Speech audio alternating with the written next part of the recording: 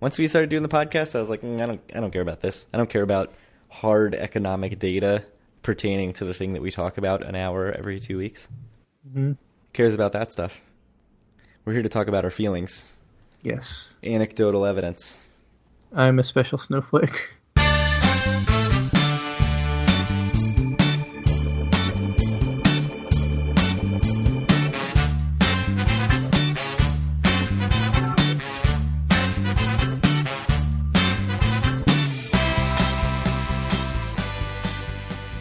Howdy, everyone. This is Thursday, April 27th, 2017, and this is episode 43 of Due for a Win, the Atlantic City and Casino Biz podcast. I'm Kyle Askin, joined as always by Craig Stone. What's good, Craig? Happy to be here. We have tons of stuff to talk about.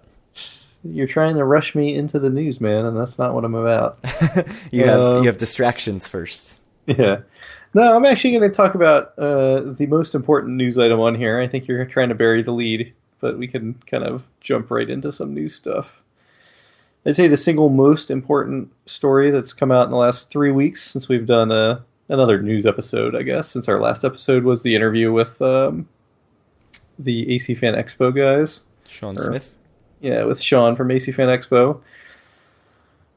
Total Rewards came out, and I believe for the first time ever, or the first time at least that I can remember, they are actually tier matching the other casinos in Atlantic City, as well as Sugar House Parks, Valley Forge, Empire City, and Resorts World. So basically any other casino that's remotely local to Pennsylvania, no Maryland. New York.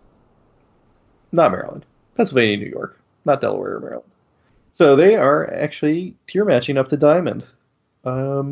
This is pretty crazy, right? Because this is something that Total Rewards has absolutely never done.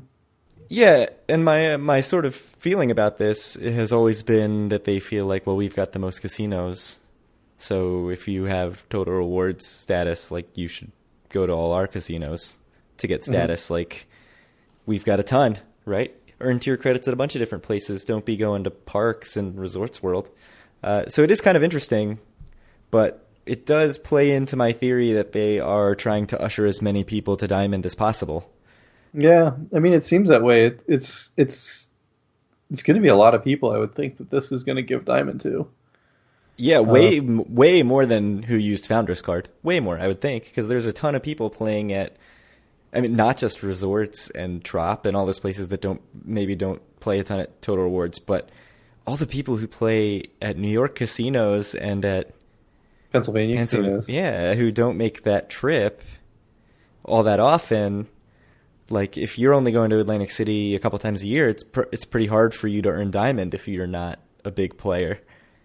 If you can do it locally, and then all of a sudden you're Diamond and you go 2 or 3 times a year and you're taking advantage of all the Diamond perks, like, yeah, you're going to go upgrade. I think a lot of people are going to take advantage of it. Just to close the story on the news portion of this, this Diamond card that you will get if you tier match from another casino is good through 1/31/18, so it's not quite as long as their usual. I think usually when you get Diamond, it goes for until the end of the year and then the entire next year. So this is a shorter time period for you to have Diamond, but still, it's a pretty good deal for nothing if you have a tier status somewhere else. And I mean, I think for me, the ridiculous thing is that, you know, there was one day in my entire life that I was a Diamond level player, and that was in February of 2014, as we looked it up this afternoon while we were talking on GChat. And basically because of that, I've had various premium cards at other casinos, and I will, once again, it appears, be able to go back to Diamond and kind of start that process over again, because I still have a gold card from Tropicana that I got because they matched my Diamond at Total Rewards. At the very end of your Diamond tenure. Yep. Actually, it might not have been that. It might have been that they matched my Black Label card from Borgata, which they matched at the very end of my Diamond tenure. Yeah, so now you'll be able to go back to Total Rewards and get Diamond. And then I'll be able to go to Borgata, get Black Label, which then will become whatever the MGM Black Label equivalent is. Gold, I think. I think Pearl is the second one that's kind of like meaningless, and then Gold is the actual one that you want. Because I actually So I actually got Pearl just randomly from the last time we were in Vegas, I think, or maybe 2 times ago, just from playing 9-6 jacks or better for, I mean, it was a couple days I was playing it, but I got Pearl on that trip and all then received 0 comps because it is a well-known thing that MGM has hated or does hate and has always hated video poker players. So I kind of bore it out, even though I got their second level of card in like 2 or 3 days. They gave me nothing else to go with it. Yeah, so Pearl is the second level, which actually does get you, for now at least, free parking in Vegas. Not waived resort fees, I don't think. But Gold is the next status, and that's where you get, room Right. upgrades and all that stuff. So it would be MF Right. Gold. Which is what our friend Andy got, right? Because he tier matched from something. I think it was Hilton H Honors. Like if you signed up for that credit card, it would get you status with M Life. I thought it was something Hyatt or something. But It might have been Hyatt. It was one. It's something with an H. Some hotel. Hyatt sounds right, actually. So yeah, interesting stuff. Are you excited? Are you happy to be taking advantage of this? I'm super excited to be Diamond again. I think that's awesome. So the weird thing is, I looked it up, or when I saw this came out earlier today, and I checked the website at Tropicana to be like, I'm not sure if I'm still gold, but I'm pretty sure I am. And I checked and I confirmed I am. So I'm like, yes, I got it. So I went home and actually looked at my Tropicana Gold card. The weird thing is it does not have a date on it. So I'm wondering if at Caesars they'll be like, that's kind of suspicious. Because what company doesn't have a date on their premium players cards? It's kind of weird. Yeah, that's a good point. But I mean, clearly they said they accept Tropicana, so if that's how it is, it's how it is. And right, I can always just go back before and get a new one and see if it has a date on it. And if not, be like, well, this is the newest version, so... Yeah, so if you have status somewhere and you want to get things like waived resort fees, free early check-in and late checkout, Diamond Lounge access, cutting the line, restaurant and check-in access, you can do all of those things by matching your tier status at Caesars. We've talked quite a bit about this in regards to Founders Card and how you can sort of buy your way into Diamond, not just Founders Card, but then they did the lapsed Diamond thing where you could sign up for the credit card and spend some amount of money in a few months and get, I think a similar, it wasn't a full year plus of benefit. I think it was a similar time frame, like 8 months or 10 months. Somebody can correct me in the Facebook group if that's wrong. Speaking of which, thanks to Eric for posting this in the Facebook group. Eric, who was on a couple episodes and is sort of our comp guru, pointed this out. There was a little bit of outrage, I think, about people saying, hey, there are already a ton of Diamond members in AC. What's the deal? And this is clearly targeted at AC because it's AC, Pennsylvania, and New York casinos. So how do you feel about that? How do you feel about the outrage? Or are you just too excited to be able to take advantage that you don't care about that? Well, of course, I'm personally excited because, it's cool that I get to be Diamond again. But, we've already had long discussions about this and about, like, is it really logical to be outraged over something like other people getting free resort fees or whatever? And, like, how much, honestly, do the lines really affect people? I don't know. I mean, they do, certainly, but, I think me and you have both kind of come down on the side that the outrage may be misplaced, but it doesn't matter if it's misplaced or not. It ends up being bad for Caesars. Right. Because people are outraged, whether or not it's reasonable or logical.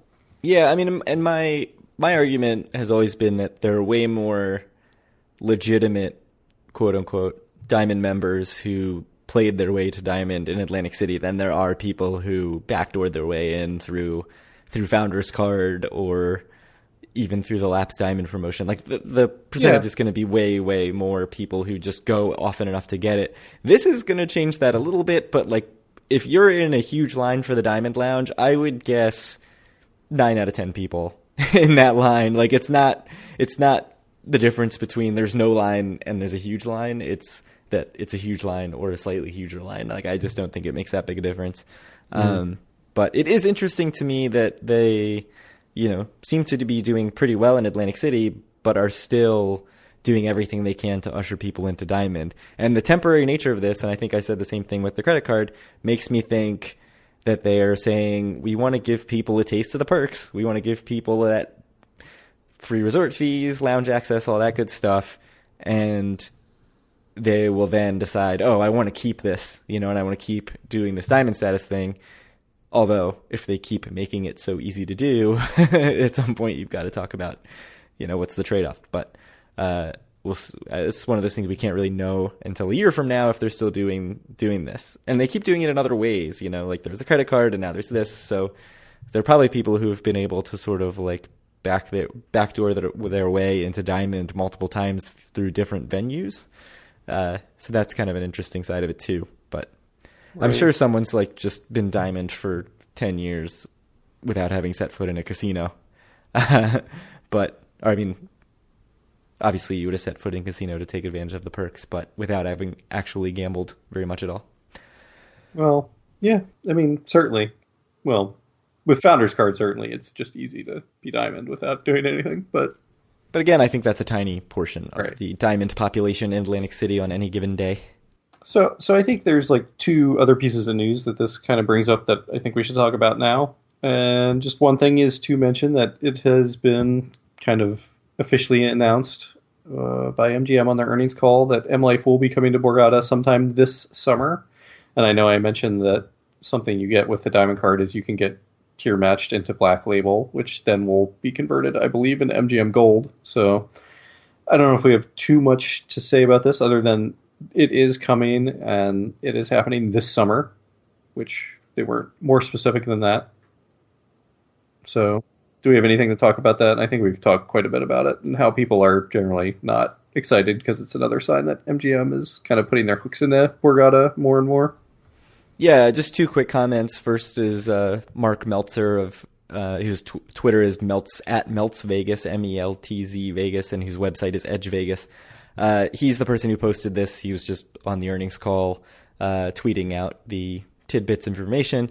The other thing I find very funny is, a year or a year and a half ago, when we were very much in the infancy of the podcast, there were multiple people in our Facebook group who said, I would love if M Life came to Atlantic City because I would ditch Total Rewards so quickly to have another nationwide casino chain that I could play at in AC and get rewards at in AC that are usable throughout the country. And now it's just complete dread. Like it's just this sense of like, oh man, M Life. Like I'm so not wanting to join that or not wanting to deal with them because of the sign of MGM coming in and all the things they've done. And that's just such an interesting part of the profit growth plan that Vegas Tripping covered to such detail because the earnings were great and the stock price is up. And as far as the sort of management of MGM, this is all very fantastic. As far as the actual gambler and player is concerned, this is all very shitty. So maybe they're not that concerned with the gambler and player. They're going for all those other dollars. Or maybe this is the classic NBA agency problem where your managers are paid for short-term gains regardless of long-term impact. I don't know. I guess time will play that out. But it is interesting how the reaction has just done a complete 180. Whereas if this had been announced before Profit Growth Plan, everybody would be like, thank goodness, finally a national competitor for Total Rewards in Atlantic City. So I think it's kind of a weird, quick turnaround there. So I think the other thing I want to bring up is why TR is doing this. And I know that you said that it's just to get people kind of into the doors of Diamond, essentially, or maybe even more so to get them into the doors of the casino, maybe. But, I mean, I think we should talk about the financial results a little bit. Do you think, I mean, for me, when something like this happens, it's like, is Caesars not doing well? Absolutely. I mean, that's just it. Like, they're just not performing, right? Without looking at the numbers, that is what you'd think. Right. And I think if you look at the numbers, it's sort of backed up. I mean, we were looking at this month's numbers, which just came out a couple weeks ago. And the surprising thing to us is it seems like for for the longest time, Borgata's been the biggest in Atlantic City, and then number two has always been or two and three have always been Caesars and Harrah's in some order. They switch back and forth, but they've always been two and three. And like back when we first started tracking this ourselves, it was always, Caesars, Harrah's, and Bally's were 2, 3, and 4 a lot. And now it's that Tropicana is the number 2 casino in Atlantic City at this point, or at least for last month, for March, with Caesars and Harrah's being behind that. And, Bally's is just, like, frankly not doing especially well, I think. Yeah, and Bally's like barely holding on ahead of Golden Nugget and Resorts, which is insane. Right. They finished this year, they were actually down 2% from March 2016, only less than $1 million ahead of both Golden Nugget and Resorts, which were very, very close, only $160,000 apart in gambling wins, so incredibly close for them. So we may not be that far off from a point where Bally's is the worst performing casino in terms of gambling revenue in Atlantic City. And that's especially interesting because when I think of Bally's, I don't think of other things that bring in a whole lot of money to Bally's. They have Wild Wild West, which is a cheap beer bar that does free concerts. So I don't know how big of a revenue driver that is, and unfortunately we can't get the data on that until there's some sort of, we won't get specific data on Wild Wild West, but until there's some sort of bigger year-end or quarterly earnings, whatever, report. But just from month-to-month data, the idea that Bally's would fall behind Resorts and Golden Nugget, which were way, way behind Bally's for the longest time, is pretty surprising to me. And we've sort of talked about this idea that, even though Bally's seems to be performing pretty well, they might be the one that closes just as being the third TR property, the third Caesars property. And if they fall to last, like, does that hasten that? Do you worry about that at all, especially with Hard Rock opening? So it looks like recently, I'd say generally, it seems like Golden Nugget has been doing better than Bally's, and they've only been beating Resorts. But essentially, those three properties are all neck and neck. And, for the longest time, I predicted that Bally's is going to be the next casino that close. And I think the real metric, if you want to see if you think Bally's is going to open or close, is just to look at the CapEx that CET puts into the property. And I think for a long time it has been not very much at all. I think if they do like a big remodel, like totally redo the Bally's Tower or totally redo the Dennis Tower, that'll be a good sign that Bally's probably isn't going to close. But they haven't done that. Certainly they've made Jubilee rooms, but that's new furniture, which they can use anywhere, and cosmetic changes, right? Yeah, and it's not even, I don't think it's even a huge percentage of the tower. Like, they've done a few floors of Jubilee rooms. They renovated the casino floor, but it was very minimal. I think it was less than, it was only like a couple $1 million for that renovation. It was not a big renovation. Slot machines. Yeah, some new chairs, some new slot machines. Yeah. They redid that 6th floor restaurant area that has now whatever Guy Fieri Chop House and Buca di Beppo. But again, like, those are restaurants that you lease out. Like, that's not a huge renovation. It does make that sort of idea of that capital expenditures, I think, sort of hammers home, like, this is the property that they lag on, because Caesars, they redid all the Forum Tower rooms. And obviously Caesars performs very well. And Harrah's, they added the conference center. They redid, I think it was the Bayview Tower. So it definitely is Bally's getting the least of the renovations of any of those properties.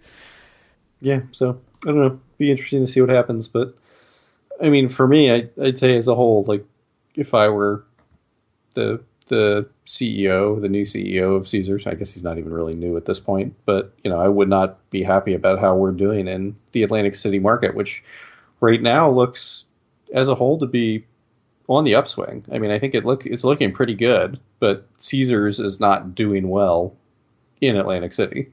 Yeah, I mean, so I don't know if we talked about the specific percentages here, or not the specific, but the general percentages. Casino revenue was up 9.3% over March 2016. In just brick and mortar revenue, $12.6 million up, and that includes the Taj Mahal in 2016. So over $200 million total revenue just in the brick and mortar casinos. That's up 6.7%. If you take out the Taj Mahal, it's actually up 16.9%. Like if you look at only still operating casinos. Online made over $20 million, actually 21.7, which is the biggest gain or the biggest month that they've had in online. I don't worry too much about online because I'm more concerned about how the brick and mortar's doing, because I think that's a bigger indicator of the city as a whole. I think we've talked about that previously. I agree. But it is interesting that when you've got gains of 6.7%, which and of the remaining operating casinos gains of 16%, to see Bally's actually, I think, down a little bit, down 2%, and then Harrah's, I think, only up 3.7%, like not big gains. Caesars had Caesars was up 31.9%. So like, they did very well. They're almost at $30 million, which we talk about as sort of like the big threshold of like, that's where you're really making serious money, especially off season. It is interesting. And I think it's interesting that Bally's and Harrah's are kind of lagging or at least stagnant in this way. And I don't know. I don't know what that means. Well, so for Caesars, I mean, you have to remember, like in any given month, the revenues can change quite a lot just based on luck, essentially. And Caesars had like a very, very kind of lucky month at table games. I mean, they had basically the same revenue from table games and slots, which is essentially unheard of, I think, these days in modern casinos.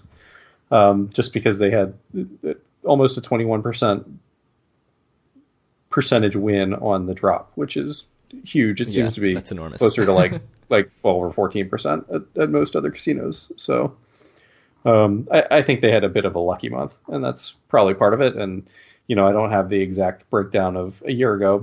It's possible they had an unlucky month. So I wouldn't look too much into that big win when it certainly was like not a sustainable month going forward. Right. I mean, so that's certainly the sort of big asterisk over all of this discussion about month over month. Like, yes, it's an indicator of things, but you can't just look at this and say, oh, Bally's is doing really terribly. You have to look at over several months and over the course of a year, which we had, Bally's, like you said, has lagged behind Golden Nugget lately, leaving only resorts behind it. And it's also, I mean, worth noting, though, that resorts and Golden Nugget that I think even as recently as last winter were in the $10 to $12 million range. Like that would not have been terribly low numbers for them, and now they're in the $16 to $17 million range. I mean, obviously March is pushing closer to the spring, but just good to see them doing well. I guess Golden Nugget had already sort of turned it around by this point at last year. Resorts, I think, was really using Taj's big decline to stay out of last place at this point last year. But well, I don't know. I mean, in the old days, it was fairly common that there were plenty of casinos under 10 million in many months, back in the real dark period, the kind of 2011, 2012, 2013, 2014 time period. I mean, I don't know if you remember this, but there were months where the Trump Plaza made like $5 million. Yeah. I think right before it closed, I think it was in the $3 million range, and it was not rare for them to make 5 or 6. Right. No, 5 or 6 is like a normal month for Trump Plaza. In the off season. No. I mean, so like, let me look here. In 2013, the last year it was open, the full year. During the summer months, June 6 million, July 8, August 8. That's really bad. September 6. So they're making half as much as the lowest performing casino right now is making in July and August. Yeah. Yeah, that's crazy. But that was a totally neglected property. It's almost not even fair to compare it. But still, like tons of properties were making, 10 million or less, I'd say back then. Yeah. I mean, the Nugget was just doing not good back then. Resorts was not doing well back then. Atlantic Club, of course, was not doing well back then. The Revel was atrocious. So Yeah, and it's interesting. I mean, if you need the proof as to why Hard Rock is interested and why, I mean, more than interested, they're buying and they're doing $375 million of renovation. Why they think that's worth it? Clearly, they think that they can slot in somewhere here, probably closer to Caesars and Trop than to Golden Nugget and Resorts. So and right and like I mean, the data shows that even the worst performing casino now is doing about as well as an okay performing casino was doing in 2013, 2014. So it certainly seems to be kind of looking up for Atlantic City a bit, which certainly the closures had a lot to do with. I mean, that was certainly a good thing for all the other casinos, but it seems like there's beginning to be some economic tailwinds in Atlantic City for the first time in a while. yeah, and that's obviously required mentioning. You know, if you lop off the worst performing 4 casinos, and for the most part keep a huge percentage of that gambling revenue in Atlantic City, it goes somewhere, right? It goes to the remaining casinos. So that explains certainly a part of the gain, but probably a big part of the gain. But for Hard Rock, for other people who are interested in coming into Atlantic City, it seems like stabilizing a little bit. And the gain, I mean, a year-over-year gain in March, I think is pretty promising, although who knows how much that has to do with just random variation versus an actually strong month. But it seems like the months have been generally either stagnant or going up. So it's been coming. It's certainly been coming back a bit. So I'd say 2016 was like an okay year, and 2017 looks like it's going to be pretty decent, hopefully. So, do you want to talk, just since we're on it? Do you want to talk a bit about the flights as well? sure. So it sounds like commercial flights to Atlantic City are down 13% through the first 2 months of the year, so January, February, which I don't know how much January, February really matter, but charter flights are up almost 50%. So basically it sounds like there are fewer people coming in on Spirit Airlines, I think is the big airline that services the Atlantic City airport, right? Only commercial carrier, I believe. Right. So, but you would expect on these junkets, on these charter flights, you're going to end up having kind of bigger players coming in than you would certainly have on Spirit Airlines. So, is this trade a good thing for Atlantic City? I don't know. I mean, I know that a bunch of like Chris Christie, and I think even Mayor Don Guardian have said they want more air travel, and obviously you want more air travel. I don't know how much that's putting a sort of a chicken or egg question. Like, do you get more air travel to drum up business, or do you drum up business and make Atlantic City better, and then you naturally get more air travel? I would tend to think that air travel comes when things are going well. I mean, obviously the high rollers probably are a big deal because I don't think there's that much air travel through Atlantic City to begin with. So if you have to give up a chunk of that to get a bunch more, international people coming and gambling big dollars, I'm guessing most of the casinos are going to make that trade. I don't know. Do you have a thought on that trade-off at all? Obviously, we don't really know.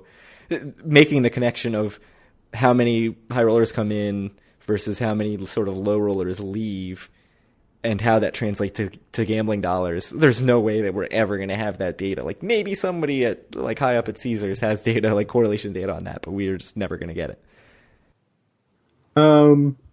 I tend to believe that, I agree with the politicians saying that more commercial air to Atlantic City would be a really, really good thing. And I know it's something that's been discussed both on the show and throughout the Atlantic City press for a long time, trying to get more commercial airlines to fly to Atlantic City or just more flights to Atlantic City and how that would be good. I tend to think certainly having a lot more of these junkets coming in is going to be good for the casinos. Is it going to be good for the rest of the city? Maybe, maybe not. I'd say that commercial airlines would be better for the city than these junkets for the most part, but I don't really know. I mean, like you said, we don't have the data behind what different groups of people do, but I'd expect the sort of people flying Spirit Air are more apt to wander around wander up and down the boardwalk than maybe some of the people that are flying junkets to Harrah's or whatever. Yeah, that's a good point. I mean, certainly for the growth of the city as a whole, they want more people. Quantity, right. Not necessarily, a couple of big high rollers. Like, that may benefit individual casinos, but, for our purposes of wanting to see a flourishing Atlantic City, it's definitely better to have more air travel. And our friend Andy could probably shine more light on this, or at least tell me if I'm being an idiot or not. But I would guess that since there is only the one commercial carrier, that the fluctuations could be as much about Spirit as they are about Atlantic City. I mean, obviously, if there's demand, I would guess Spirit's going to make more flights. But, who knows what the impacts are on, well, they are shifting flights from Atlantic City to elsewhere. Who knows? Like, who knows what goes on with that? Certainly Spirit, maybe our friend Andy.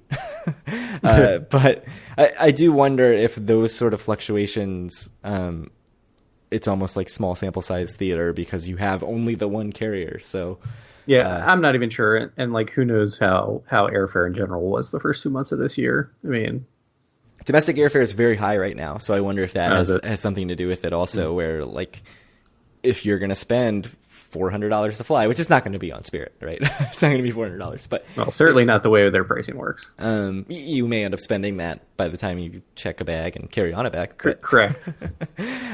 So if you have that option, maybe you're going to go someplace else, or maybe you're going to fly international because international flights are not crazy expensive. I think even reasonably cheap, especially compared to with how high domestic is. So, that's all me saying this like I know it, but Andy has told me this directly over Google Chats, so I'll give him credit for telling me that information. Like, for instance, he sent me a DC to Hong Kong flight that was like $575 round trip, while I was sitting there looking at Vegas flights that were $500 round trip. So that's the kind of insane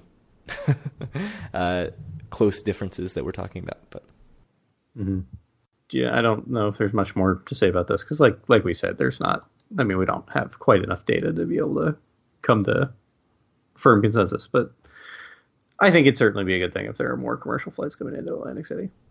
Yeah, but it's interesting that the revenue's up and then the commercial flights are down. I mean, it's just It's a lot of moving parts. And yes, I mean, I imagine the vast majority of people that go to Atlantic City do not fly in. It's got to be insanely even considering people who fly into New York or Philadelphia or whatever. I'd still say that most people live in the area and drove. Absolutely. Yes. So much more so than Vegas, I would think. But anyway. Oh, yes. So speaking of the boardwalk and people walking up and down it, it sounds like Bill's is not actually permanently closed. Seems like the hours are highly erratic now, but we've had a couple separate posts in the Facebook group about how Bill's Souvlaki and Hero was in fact open a few days earlier in the month, April 9th and April 14th. Robert and Christy posted that it was open and doing business. So yeah, I'm assuming it was open in the interim and it's been open since then. I don't know if it's 24 hours like it used to be, right. Or at least it's open on weekends or whatever. I think one post was a Sunday and one was a Saturday or Friday. Friday, I guess that would make sense with those dates. So it's open, premature reporting of Bill's death. So it's good to see that that is not actually closed, and we will keep an eye on it and see if we get more tweets about and more Facebook posts about Bill's being closed or open. Right. Because we're getting pretty frequent status updates at this point. And they invite it when they've got the big awning that says never closed. Right. And then they've got the gate down. So the reporting is not premature, though. Dolphin Village is in fact closed and dead. This was going to be the water park inside the old Atlantic Club. Basically, it sounds like they could not secure funding to move forward with the projects. So that's it. And it is once again closed with no plans. Yeah. So they put out a press release. They brought the media on a property tour. This is R&R development. Mm-hmm. They seemed like it was moving forward. But as we've seen before, putting out a press release or putting out information to the press does not necessarily mean that something is going to happen or is even close to happening, and they fell short of funding. I don't know how short, but they couldn't secure the funding. TJM Properties actually owns the Atlantic Club. They said they have other groups looking to purchase the property. I think it was their marketing person said he was surprised that R&R actually put out a press release so prematurely, which I guess that's a good point. And one of the things that I'll go back to is, like, it makes me appreciate so much more that Hard Rock's chairman said at their press conference, like, we wanted to wait until this was a done deal and we had stuff to announce so that we could come up here and have a press conference and not have everybody just sitting there waiting, wondering whether or not this thing's actually going to happen, and then you suddenly never hear about it again. So once again, I think this seems to happen to Atlantic City more than other places, although maybe I just follow Atlantic City development more than other places. But it's very frustrating because it's exciting when our beloved Atlantic Club gets some good news only to have it taken away from it again. Yeah, I mean, as listeners of the podcast know, Craig and I certainly both have a soft spot in our heart for Atlantic Club, so we'll continue hoping that something comes back and takes its place. Yeah. I don't know if it'll be a water park. I mean, this is the second attempt at a water park that is falling through. I mean, apparently somebody thinks it's a good plan. We've talked about it. I mean, I think that we both think it's a perfectly plausible plan. I mean, as much as I would love it to come back as a hotel casino, I just don't think that's going to happen. I don't think that's in the cards. So water park seems as good a plan as any. Yeah, and I think the thing that's disappointing me most about this has nothing to do with water park. It was they talked up the design and how they're going to restore it to the Steve Wynn vision that it was at one time, and now we have to wait and see what's going to happen with it. But I'm sure we'll get some other announcement 6 months from now about somebody who also has a plan to buy it that may or may not come to fruition. But for now, this thing is dead. Right. Well, me and you can always go in and pull up a couple $100 and at least maybe try to open up the Dizzy Dolphin Creek. That would be great. Just somebody just opens. It would be the most depressing thing ever, but just block off the rest of the casino. Just open that one kind of front corner. Probably big holes in the bar where the video poker machines used to be. Yeah, just leave them though. Just put your drink right in there. Just fall straight to the floor. Fall to the floor. Yeah, it's perfect. Yeah, it would be awesome. So I believe someone asked pretty recently on the Facebook group when they're going to start announcing the concerts for this summer, and the answer is just today, I think, or yesterday. They came out and announced the first concert, or the first announcement of a concert is for Wednesday, July 12th, and Pink is coming to play in Atlantic City. So do you have any thoughts on Pink? I mean, as far as sort of top 40 music goes, I find her perfectly acceptable. I don't know. I don't really have too much to say beyond that. I mean, my thought is I've heard of her, so that is good. It's more than I can probably say for many kind of current bands, although I guess she's probably not that current, which is probably why I've heard of her. But she seems like someone who's reasonably popular. It seems like a pretty decent concert to have, I would think. So good on them. Yeah. Thanks to Ed for, I think, tweeting this at us and maybe also posting it in the Facebook group. And this is the first one announced. That there will almost surely be more. And just because it's the first one announced does not mean that July 12th will be the first concert. I would not be surprised if there's a June concert. But who knows? Live Nation will let us know when that happens. So I know something that you are very excited about is Bally's announced they have the world's largest Pac-Man machine in Wild Wild West. Am I very excited about it? Are you? No. I mean, sure? I saw a picture of it and it looked kind of weird. Like it's a giant screen mounted like on a projector. on the faux balcony of where you come in from Bally's into the Wild Wild West, and then you walk down or take the escalator down. It's like right there. And then there's just a little terminal with the joysticks. It's bizarre. It's a little weird. I like Pac-Man. Miss Pac-Man is clearly better than Pac-Man. I mean, that's just, that's a completely objective assessment. But I don't, like, I'm glad that it fills the space a little. I don't really think anybody's going out of their way to go to Wild Wild West to play the world's largest Pac-Man. Although they probably also thought that the skill-based games from Gameco would be a draw, and that definitely didn't happen.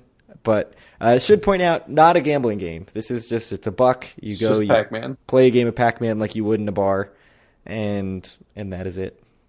Do you have any interest in playing the world's largest Pac-Man, Kyle? Nope.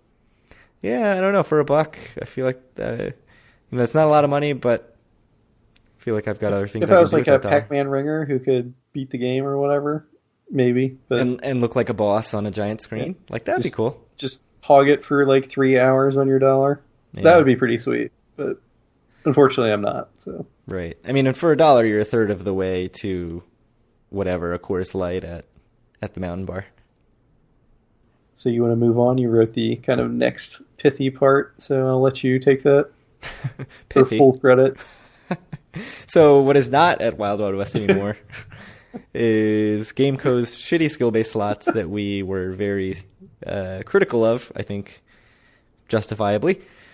They have been removed actually from all 3 Total Rewards properties. So Daryl McEwen, who is 7 Stars Insider, 7, the number 7, on Twitter, posted that they're gone from Harrah's and tweeted saying he was not sure about Bally's and Caesars. Or no, they're gone from Bally's, from Wild Wild West. He wasn't sure about Harrah's and Caesars. Not that that matters. And Harrah's responded saying, no, they're gone from all 3.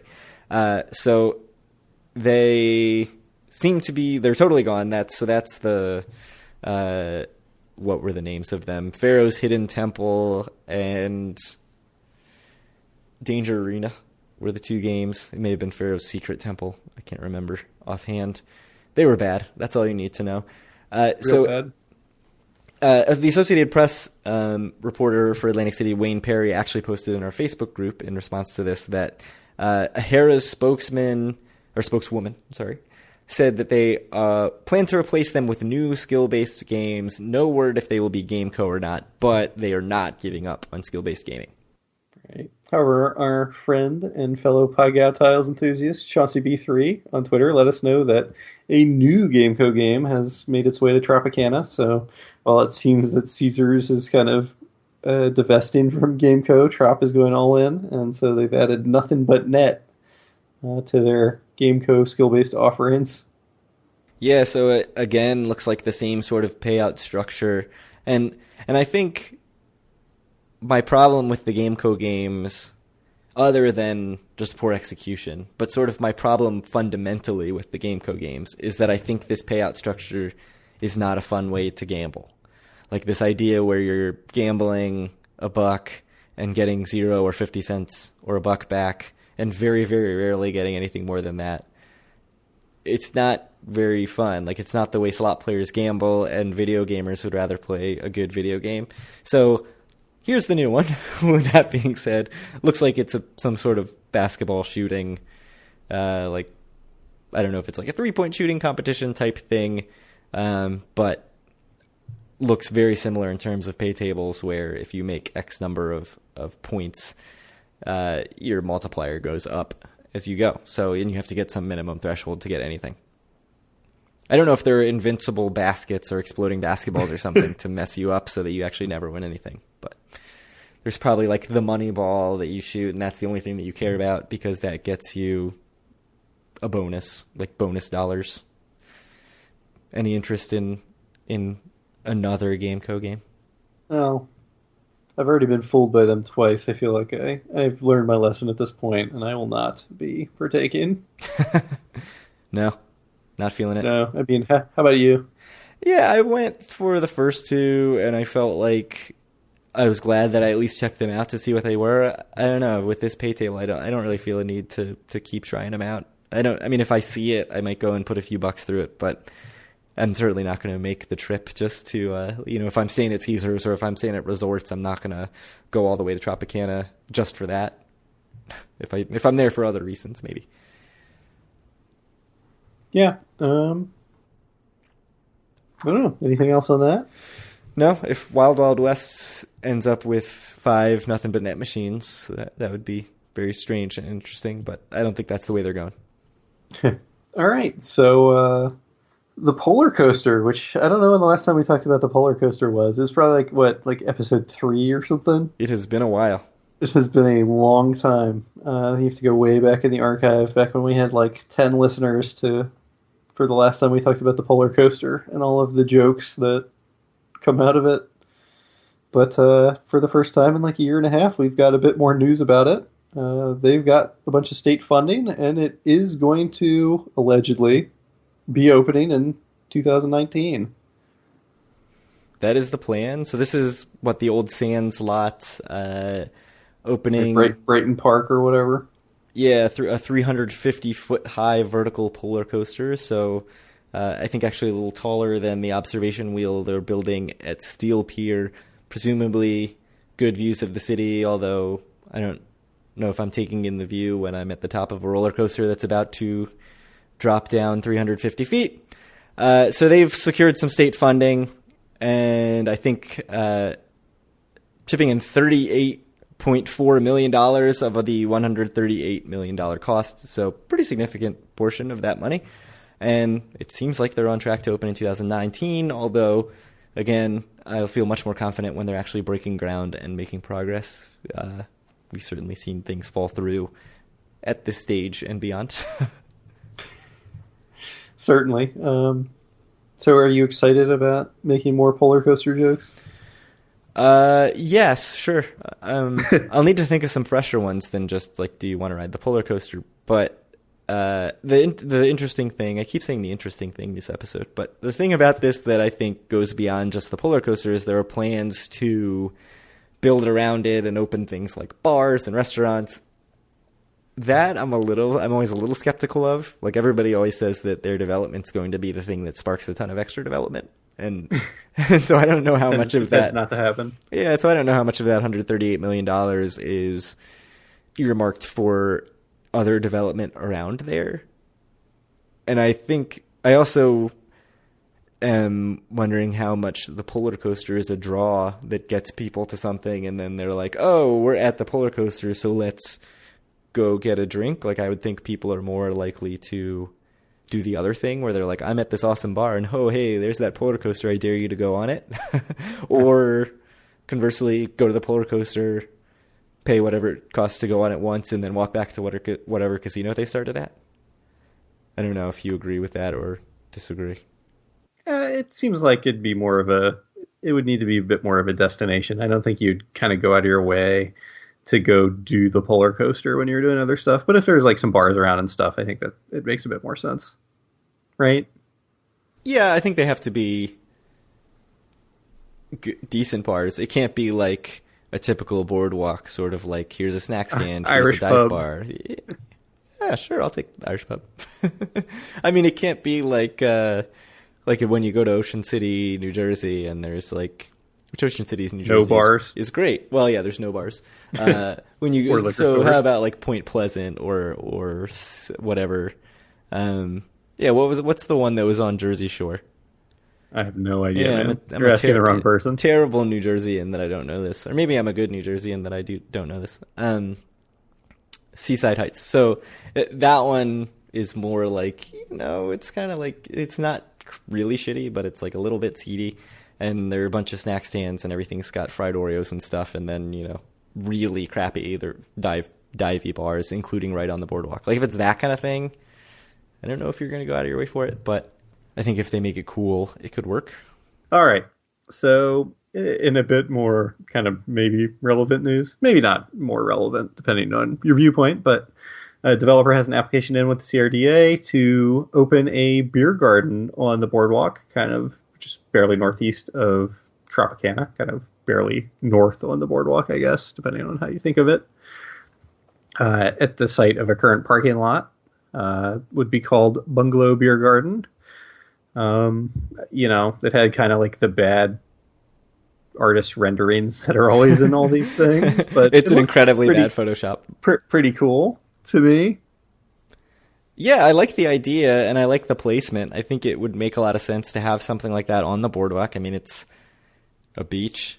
You go stand out. I mean, in the beach bars, I feel like are not the vibe of the beer garden, and like for the beach bars, that's more like you're in your swim attire, you're out for a day on the beach, and then you go to the beach bar. Or maybe you just go to the beach bar in your swim attire.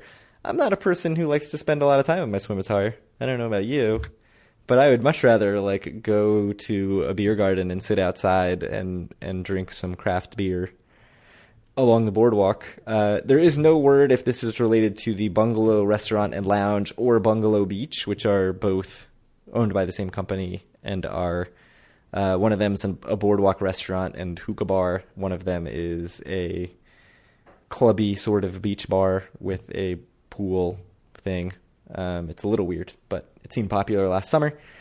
I'm assuming it's related just based on like how many places are you going to have with the name Bungalow, but I tweeted at them and I got nothing in response. So that's the extent of my reporting on this. And I looked up to see if the developer that was named in this was also named in anything else that Bungalow did. The developer is Deck Trinity LLC, and I couldn't find anything. So bad reporting on my part. I couldn't find anything out, but hopefully I'm going to assume for now that they're related. It would be very weird if they were not, but who knows? Maybe they are related, and this thing is not going to be named Bungalow Beer Garden when push comes to shove.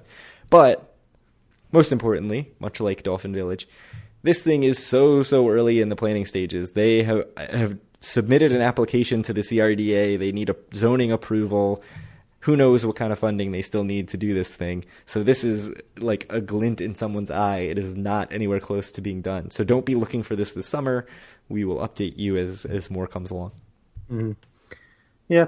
So like I said, I think it's pretty cool. I think it's a sweet thing if it can happen, especially if one of these summers they allow drinking on the boardwalk. But yeah, that we'll needs have to to wait happen. and see. I think the location's good. I mean, it's like a block from Trop. It's a block from Shafola's, kind of right in between. So pretty cool.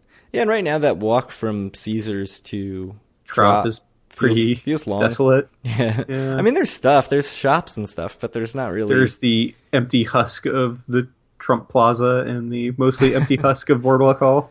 Yes, correct. With the little like do AC shop in Boardwalk Hall. Yeah, that's like 60 square feet. You can Right. go get a $6 Go get a t-shirt. free magnet. Yeah. Yeah, go get your free magnet, everybody. You need to be advertising AC constantly. Yes. Except I say that, but mine's on my refrigerator, not on my car. Anything else about beer gardens? No, We I think we it sounds have cool. them. Hopefully it happens. So Yeah.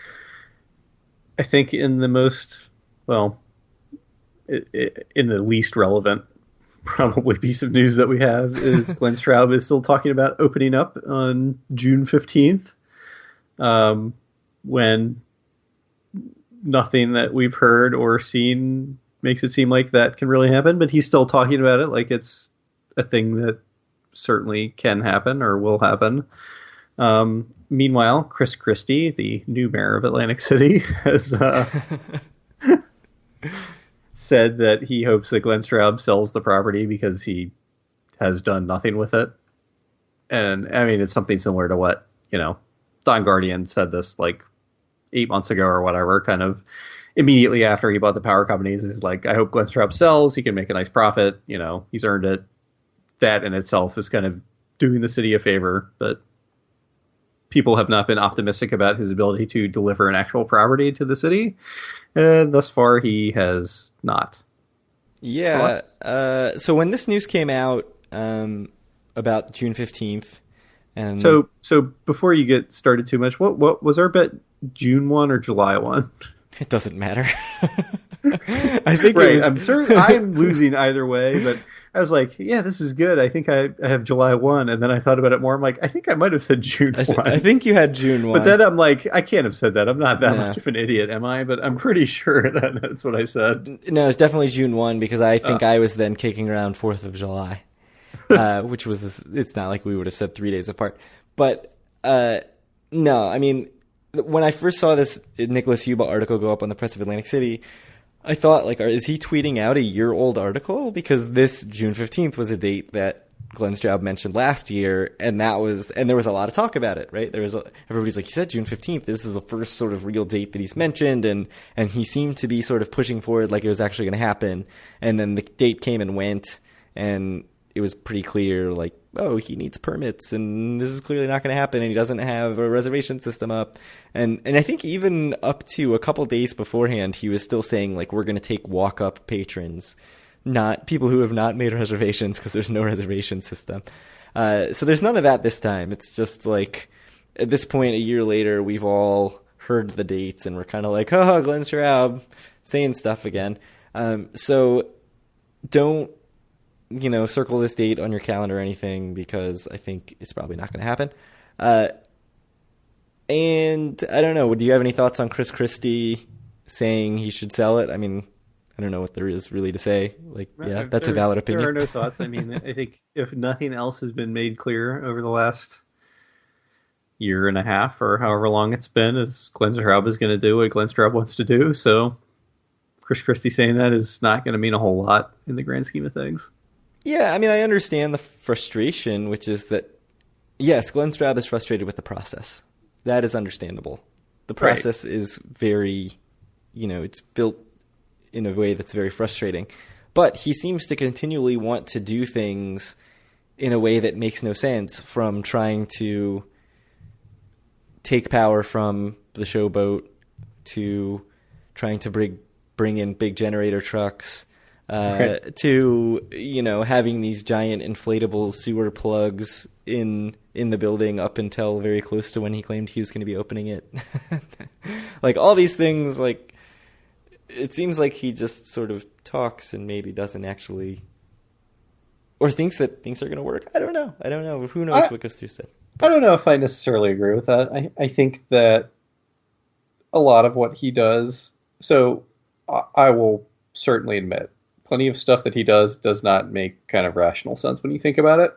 But I think a lot of what he does is just something kind of to be used as a bargaining chip to try to strike the best possible deal for himself that he can make. And it has certainly already worked out once, when he ended up buying the power company for what's perceived to be a very good price, after buying Revel for what was perceived to be a very good price. And I do certainly believe if he wanted to sell the Revel and the power company right now, he could make a pretty hefty profit off of it, considering he spent 82 and 25. So what, like $117 million or whatever? $107 million. Good math. Yeah, I mean, I don't think he's an idiot. I just think that when you look at the specifics of the way he does things, there are many head-scratching sort of things, like not getting inspections done, or all the sort of crazy ways that he tried to get power to the building when he was trying to have that standoff with the power company. But I don't know, maybe just all those things are negotiating tactics and we're the idiots. Certainly possible. All right. So I guess kind of the last piece of business before we close out is, I was just wondering from you, do you have any kind of more thoughts on our interview last week and what you think about what's going down at the Showboat? Because I think my view has changed very slightly after listening to the episode. The more I think about it, the more the idea comes into focus, or like I understand the idea more in my head of sort of this like geek summer camp. Because if you are somebody who's into Dungeons and Dragons or video games or comic culture, that kind of thing, the idea, like, at a con, you go to a con and you're hanging out for the day and you get whatever people you want to sign the autographs, and then you go home. And maybe you even come back the next day. This is something where you go to the event, and then afterwards anybody you've met who's cool, or your group of people who you like, you go to the bar, and then you're in the same hotel. And it's like, let's all wake up and meet at wherever for coffee and to play Dungeons and Dragons. So that kind of congealed, I guess, if you will, in my head. It like formed in my head the more I thought about it. And the other takeaway that I had is that twice he mentioned people wanting to come and to roll dice. And I thought that, or throw dice, I can't remember what he said, and I thought that it was very funny because obviously... Right, that means something very different to him than to our listeners. And I think they need to figure out a way to work that into marketing, about coming to the boardwalk to throw some dice. That would be pretty great. So, yeah, it's one of the weird things. I know I've said it on the Facebook group before that while you're doing an episode, and especially when you're interviewing something, it's a hard thing to do, at least for someone like me who, like, I really need to kind of concentrate on what I'm going to say to be able to get it out in something like somewhat understandable English. So it's hard for me to really like listen to what the other person's saying at the same time as kind of thinking of questions and stuff like that. So going back and listening to the episode, what he said makes a bit more sense to me now in that, my thought still, like, even though he said multiple times during the episode, like, we don't want to be a con, we don't want to be a con. I think I still was thinking the whole time, like, this is going to be, like, he wants to make this like a different con every weekend, which, I mean, he was pretty clear about that's not really their intent. It's more of like a hangout or a big local game store every weekend, or a big, almost like a shopping mall, whatever, where there's a few stores set up that you can go to and, choose your activity or whatever that you want to do there with some sort of cover charge. And so to me, it does make a bit more sense where, I mean, I think what I was thinking of when we were talking to him, or especially before we were talking to him, is that, this is either going to be a strikeout or a home run, to use kind of the baseball terms. This was going to be something where if it's going to be a con every weekend, like, if it worked, it would be like super hugely successful, but like the overwhelming odds were going to be that it didn't work at all. But instead, this seems like kind of like a reasonably sensible approach to this whole thing. And it seems like more like they're going for a single or a double instead of swinging for the fences here. And I think it does make a bit more sense. I mean, I don't know if the EV of the proposition changes at all, but it certainly makes it seem a lot more likely to me that it ends up working out. I mean, like I inferred with what I just said, if it does work out, it might not be nearly as profitable for them, or as nearly as, quote unquote, good for the city as if it just was them trying to hold 14 cons and being successful.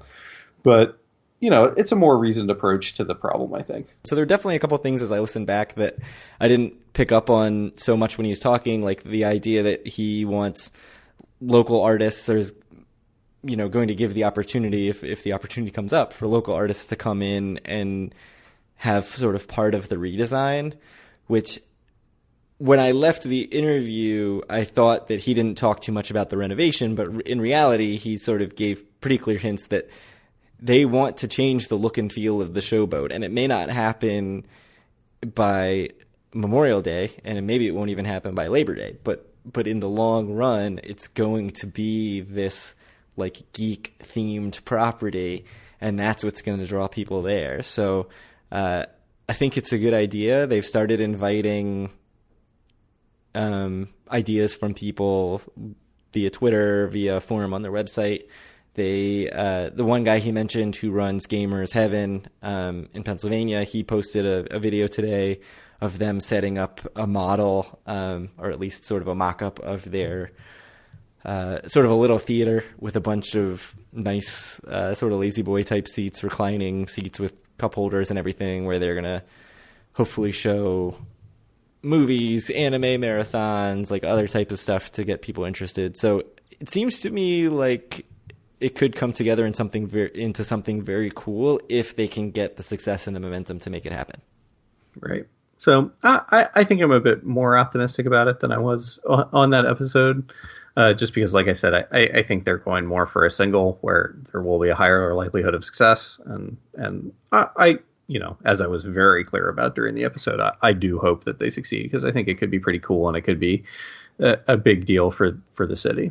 So because we did get some feedback from a friend of the show that we were not very fair during the interview, which I don't know if I totally agree with, but maybe not necessarily fair, but that we grilled him a little bit. But I mean, but it was an interesting, point. Whereas some other people, kind of in the Facebook group, said that they kind of appreciated our perspective. But yeah, I mean, I don't think we have anything to apologize for with how we interviewed him at all. But to his credit, I thought he was very good with his answers. He was never taken aback, I don't think, by the line of questioning or anything. He said before the interview, like, don't worry about throwing me any softballs. So he was awesome. I think he did a great job, and he was super upfront about everything. Like, I think I mentioned it last episode. I was impressed at how little kind of marketing bullshit there was during it. I really do appreciate the job he did. I thought it was very, very good. Yeah, and like you said, we're rooting for them like crazy. I mean, this is definitely something, like, I want to go and experience it and have it be awesome. So I really want it to be good, and I want it to succeed. All right, cool. Anything else? No, I think that's it. You said this was going to be like a 90-minute episode, man. I think we did pretty good. Yeah, I think we're in the like hour 5, hour 10 range, but sweet. We do end every episode by talking about how long the episode is, I would like to say. So that's like a tradition now. I don't know if people are like, oh God, why are you so obsessed with this? But so that's what we think about, man. Yeah. All right. So anyway, thank you guys very much for listening and following along. If you're not already part of the Facebook group, you should definitely join it. Facebook.com/group/doforawin. You can find our content at doforawin.com. You can listen to our podcast on iTunes, Stitcher, Google Play, TuneIn Radio, and YouTube, at least the last couple times. You can reach out to us on Twitter at doforawin, or send questions to doforawin@gmail.com. Any last words, Craig? No, although when you say any last words, it does sound like you're about to off me, so I don't know if that's... I haven't yet, but it doesn't mean it won't happen in the future. Yeah. If I keep rambling at some point, you're just going to end it. Drive up. Yeah. I'll still be talking. You'll still be talking. You won't even have noticed. Gone for the 3.5 hour absence. No, just good luck if you're headed to Atlantic City. What are we into May almost, which seems insane. So very soon you'll be getting your summer pricing as the prices go insane. I've lost even my Monday through Thursday comps at resorts, so I'll never get a comp room again, Kyle. That's it for me. I think I still have Sunday through Friday. Yeah, so go get your diamond status and I can leech off you some more. Mm-hmm. Yeah, so hopefully Craig and I will be making it to Atlantic City sometime soonish. Just so you all know, there was a lot of talk of us maybe going to Vegas kind of sometime in the next month and a half, but it seems less and less likely every day that's going to happen. So we'll definitely try to make it up to Atlantic City sometime end of May or early June. Yeah, sounds good. We need AC. Right. We need an AC trip. We definitely need an AC drip. So we will probably talk to you guys, maybe not next week, but probably the week after. And thank you very much for listening, and talk to you in a couple weeks.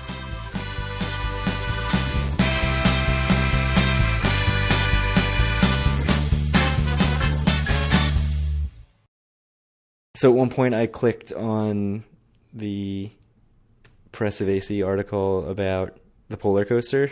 Did it start blaring you with the video? If I got like really loud and yelling, it's because the polar coaster video was so freaking loud in my ear that I was like, I can't hear if I'm screaming or what. I mean, I know it doesn't come through the mic. I mean, it might have been so loud through my headphones that it even picked it up.